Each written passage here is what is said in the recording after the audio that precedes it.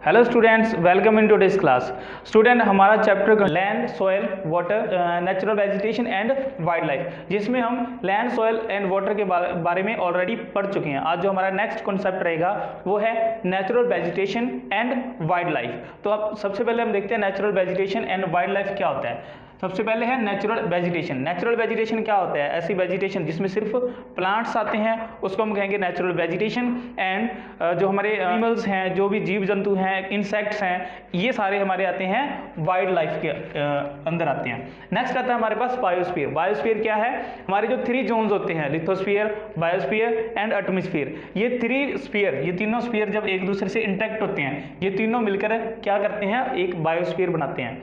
तो जिसमें क्या आता है? वाटर आ जाता है, एयर आ जाता है, और हमारे स्टैंड करने के लिए जो हमारी लैंड है, वो तीनों चीज़ें यहाँ पे इंटरेक्ट करती है, उसको हम कहेंगे बायोस्फीयर। आगे क्या है? Life form exist in this zone. जो बायोस्फीयर है, जो हमारा बायोस्फीयर है, उसमें लाइफ एग्जिस्ट करती है। अब ये तो नहीं है कि हाइड्रोस्फीयर में अगर हम कहें कि सिर्फ वाटर है, क्या हम वाटर में रह सकते हैं? नहीं ना। ऐसे ही बायोस्फीयर है, उस पर भी जब ये तीनों मिलती हैं, तीनों के मिलने के बाद ही जो हमारी लाइफ है एग्जिस्ट करती है। अदरवाइज लिथोस्फीयर वगैरह में हम कहेंगे कि जो हमारी लाइफ है वो एग्जिस्ट नहीं करती। तो दिस लाइफ सपोर्टिंग सिस्टम, जो हमारी लाइफ को सपोर्ट करता है, एक हमारी लाइफ के होने का सहारा बनता है, जो एक सिस्टम है, उसको क्या कहते हैं? इकोसिस्टम कहा जाता है। नेक्स्ट है ये जो हमारी नेचुरल वेजिटेशन है एंड वाइल्ड लाइफ है, इसकी इंपॉर्टेंस क्या है हमारी लाइफ में? Importance of vegetation and importance of natural vegetation and wild life, इसकी इंपॉर्टेंस क्या रहेगी?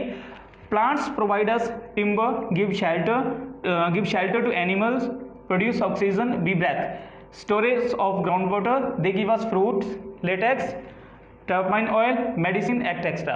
तो क्या देखा हमने कि जो प्लांट्स है, प्लांट हमें क्या करते हैं? हमें लकड़ी प्रोवाइड करवाते हैं। ये हमें पता है कि लकड़ी हमें हमारे लिए जरूरी है, हमें चाहिए होती है। ये हमें टिम्बर प्रोवाइड करते हैं। और क्या करते हैं प्लांट्स? शेल्टर देते हैं एनिमल्स के लिए। प्रोड्यूस ऑक्सीजन वी ब्रेथ, जो हम सांस लेते हैं उससे क्या करते हैं प्लांट? ऑक्सीजन प्रोड्यूस करते हैं। स्टोरेज ऑफ ग्राउंड वाटर, तो और इसमें क्या पाया जाता है?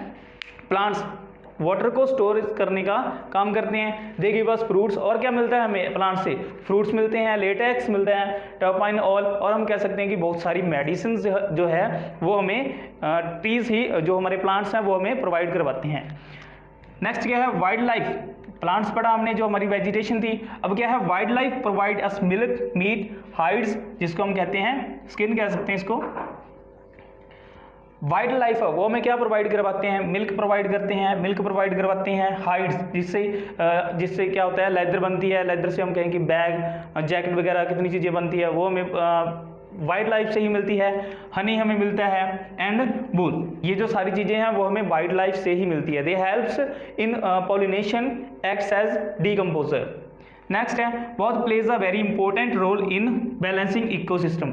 जो हमारा इकोसिस्टम है उसको एक बैलेंस क्रिएट करने के लिए, बैलेंस बनाने के लिए ये natural vegetation and wild life दोनों काम करती है। तो स्टूडेंट, इसमें हमने डिस्कस किया कि जो natural vegetation and wild life क्या होता है। बायोस्फीयर क्या है? जहाँ पर जो तीनों जो हमारे स्फीयर हैं, लिथोस्फीयर, बायोस्फीयर एंड एटमॉस्फेयर, तीनों मिलकर काम करते हैं, वो क्या रहता है? हमारा बायोस्फीयर होता है। लाइफ फॉर्म पाई जाती है बायोस्फीयर में, एंड इस जो लाइफ सपोर्टिंग सिस्टम है उसको इकोसिस्टम कहा जाता है। इंपॉर्टेंस क्या पढ़ा हमने कि जो प्लांट्स है वो हमें टिम्बर, एनिमल्स के लिए शेल्टर, ऑक्सीजन, ग्राउंड वाटर ये प्रोवाइड करवाते हैं। फ्रूट्स, लेटेक्स, ऑयल, मेडिसिन, ये चीज़ें हमें प्लांट से मिलती है। और वाइल्ड लाइफ से हमें क्या मिलता है? Milk, meat, hides, honey and wool, ये चीज़ें हमें वाइल्ड लाइफ से मिलती है। तो ये दोनों मिलकर क्या करते हैं? एक बैलेंस बनाते हैं हमारी लाइफ सपोर्टिंग के लिए। तो स्टूडेंट, हमने डिस्कस किया नेचुरल वेजिटेशन एंड अपनी जो वाइल्ड लाइफ है उसको हमने डिस्कस किया। नेक्स्ट हम देखते हैं कि जो हमारी नेचुरल वेजिटेशन है उसका डिस्ट्रीब्यूशन किस प्रकार से है। तो डिस्ट्रीब्यूशन ऑफ नेचुरल वेजिटेशन, वैसे तो बहुत सारी नेचुरल वेजिटेशन है, लेकिन उनको मेजर रूप से देखा जाए, मेजर टाइप देखी जाए, तो जो हमारी वेजिटेशन है उनको 4 टाइप में हम यहाँ पर डिस्कस करेंगे। Major vegetation types of world are, तो कौन कौन सी है? Forest, grassland, scrub and tundra, इनको आज हम डिस्कस करते हैं यहाँ पर। तो क्या है? सबसे पहले आता है फॉरेस्ट। फॉरेस्ट ऐसे एरियाज में पाए जाते हैं, एरियाज ऑफ हैवी रेनफॉल। जिन एरियाज में बहुत ज़्यादा रेनफॉल होता है उस एरिया में फॉरेस्ट पाए जाते हैं। और वहाँ पर क्या होता है? जो ट्रीज होते हैं वो काफ़ी ज़्यादा ह्यूज होते हैं, बड़े बड़े ट्रीज पाए जाते हैं। तो आगे क्या है? Next, abundant of vegetation. तो वहाँ पर क्या है? जब ज़्यादा रेनफॉल होता है और वहाँ पे फॉरेस्ट है तो वहाँ पर वेजिटेशन भी ज़्यादा पाई जाएगी और वहाँ पर वाटर सप्लाई भी ज़्यादा होगी, क्योंकि यहाँ पर हैवी रेनफॉल होता है। नेक्स्ट हमारी वेजिटेशन आती है grassland. In moisture and rainfall. अभी हमने डिस्कस किया था फॉरेस्ट में कि वहाँ पर हैवी रेनफॉल होता है और वहाँ पर मॉइस्चर भी ज़्यादा होता है। तो ग्रासलैंड में क्या होता है, ग्रासलैंड ऐसे एरियाज में पाया जाता है, फॉरेस्ट वाले एरिया से जो उसका मॉइस्चर है वो डिक्रीज हो जाता है। क्या कहेंगे इसको, हम कहेंगे कि जो वहाँ का मॉइस्चर है वो कम होता है एंड वहाँ पर रेनफॉल भी इस फॉरेस्ट वाले एरिया से कम होती है। नेक्स्ट क्या है, size and density of trees also decrease. Forest में क्या होते हैं, जो जंगल होते हैं वो घने पाए जाते हैं, वो जो पेड़ पौधे होते हैं वो सघन होते हैं, लेकिन जो ग्रासलैंड है वहाँ पर पेड़ पौधों का जो साइज है एंड डेंसिटी है वो फॉरेस्ट वाले एरिया से कम रहता है, वो भी डिक्रीज हो जाता है। और वहाँ पर जो रेनफॉल है, short standard trees and grasses, rainfall कम होने की वजह से क्या होता है, जो ट्रीज है उनका जो साइज है वो भी कम होता है और वहाँ पर क्या होती है, ज़्यादातर ग्रास पाई जाती है ज़्यादातर एरियाज में। नेक्स्ट, तो स्क्रब किस एरिया में पाई जाती है, ड्राई एरियाज। जो एरिया ड्राई एरियाज होते हैं, यानी हम ये कह सकते हैं कि जिन एरियाज में लो रेनफॉल होता है, जो रेनफॉल है वो कम होता है, उस एरिया में जो वेजिटेशन है स्क्रब टाइप की वेजिटेशन पाई जाती है। और वहाँ पर जो थॉर्नी श्रब, जो पेड़ पौधे हैं वो थॉर्नी होता है, यानी कि कांटे वाले पेड़ पौधे वहाँ पर पाए जाते हैं। एंड स्क्रब्स ग्रो, और वहाँ पर क्या है, कांटे वाले पौधे ही वहाँ पर ग्रो करते हैं। डीप रूट्स और एंड वॉक्सी लीव्स, और जो वो पेड़ पौधे होते हैं उनकी जो रूट्स है, उनकी जो जड़ें हैं वो भी क्या होती है, गहरी होती है। और उनकी लीव्स क्या होती है, जिसको हम ये कह सकते हैं कि जो खुरदरी होती है उनकी लीव्स, उन पेड़ पौधों की। तो नेक्स्ट हमारी जो वेजिटेशन है वो आती है टुंड्रा। टुंड्रा वेजिटेशन पाई जाती है found in cold polar region. जो कोल्ड पोलर रीजन होते हैं, ऐसे एरिया जहाँ पर क्या है, हम ये कह सकते हैं जहाँ पर लगभग बर्फ जमी रहती है, ऐसे एरियाज में टुंड्रा वेजिटेशन पाई जाती है। नेक्स्ट हम देखते हैं फॉरेस्ट। फॉरेस्ट 2 टाइप के पाए जाते हैं। फर्स्ट आता है हमारा evergreen and deciduous.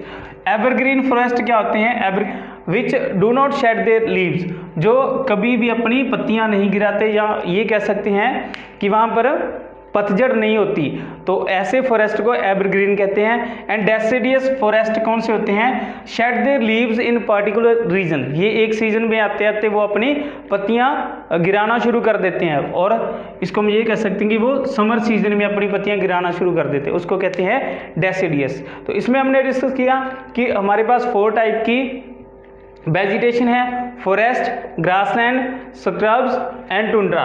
Forest 2 type के पाए जाते हैं, एवरग्रीन एंड डेसिडियस। यहाँ तक हमने डिस्कस किया था कि जो natural vegetation and wild life है वो क्या है, they play a very important role in our life. ये हमारी लाइफ में बहुत ही ज़्यादा इंपॉर्टेंट रोल अदा करती है, क्योंकि ये इन्हीं natural vegetation and wild life पर ही जो हमारी लाइफ है डिपेंड करती है। इनसे हमें जो हमारी लाइफ को जो इम्पोर्टेंट चीज़ें चाहिए होती है वो हमें वेजिटेशन एंड वाइल्ड लाइफ से ही मिलती है।